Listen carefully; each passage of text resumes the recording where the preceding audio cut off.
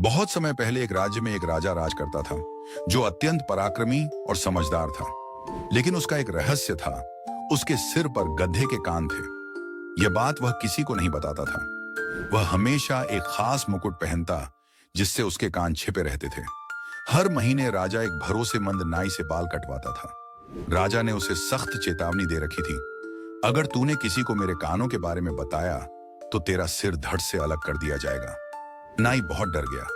वह किसी को कुछ नहीं कहता, लेकिन उसके मन में उस रहस्य का बोझ बढ़ता जा रहा था। वह न तो सो पाता था, न चैन से जी पाता था। एक दिन वह इस रहस्य को और सहन नहीं कर पाया। वह जंगल में गया, एक गड्ढा खोदा और उसमें धीरे से कहा, हमारे राजा के गड्ढे जैसे कान हैं, और फिर उस गड्ढे को मिट्टी से भर दिया। नाई को लगा अब मन हल्का हो गया। लेकिन कुछ ही दिनों बाद वहां घास उग आई और कुछ संगीतकारों ने उन घास की सींचों से बांसुरी बनाई। जब बांसुरी बजाई गई तो उससे आवाज आई, हमारे राजा के गधे जैसे कान हैं। यह बात पूरे नगर में फैल गई। राजा को पता चला तो वह क्रोधित हुआ, लेकिन फिर कुछ सोचकर शांत हो गया। उसने सोचा, हर कोई मेरी इस कमजोरी को जान गया है, अब मुझे शर्म नहीं, साहस दिखाना चाहिए।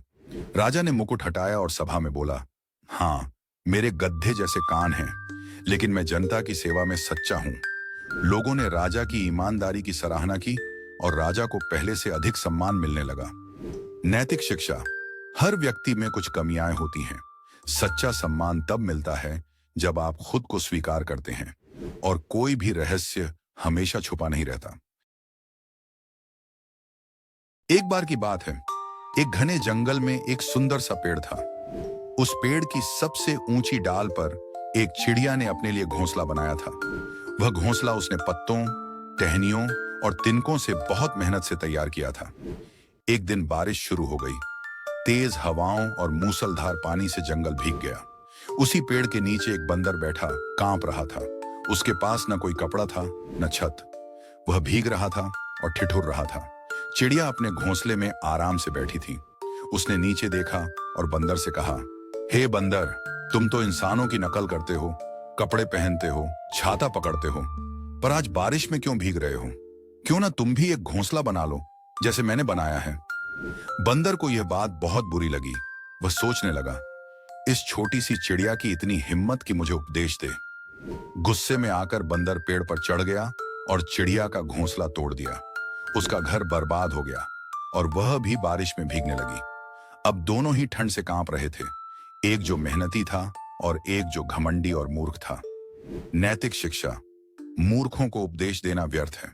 जो सीखने को तैयार नहीं होता वह दूसरों का भी नुकसान करता है। बहुत समय पहले एक गांव में एक गरीब ब्राह्मण रहता था। वह रोज भीख मांगता और जो थोड़ा बहुत अन्न दाना मिलता उसे मिट्टी के एक घड़े में डालकर छत से लटका देता। भूख लगने पर वही खाकर जीता था। एक दिन पेट भर खाने के बाद वह अपने कमरे में बैठा था। पेट भरा था और मौसम ठंडा तो आंख लग गई। तभी वह सपनों की दुनिया में खो गया। वह सोचने लगा, यह घड़ा पूरा भर गया है, जब यह भर जाएगा तो मैं इसे बाजार में बेचूंगा। उससे जो पैसे मिलेंगे उससे मुर्गियां खरीदूंगा। मुर्गियां अंडे देंगी, अंडों से और मुर्गियां होंगी। फिर मैं बकरी और गाय खरीदूंगा, दूध बेचूंगा, पैसा जमा करूंगा। वह मुस्कुराने लगा और फिर बोला, मैं बड़ा आदमी बन जाऊंगा, एक सुंदर पत्नी मिलेगी, बच्चे होंगे। अगर वे मेरी बात ना माने तो मैं उन्हें डांटूंगा, चिल्लाऊंगा। और उसने गुस्से में लात मारी। उसकी लात सीधे लटके हुए घड़े पर पड़ी।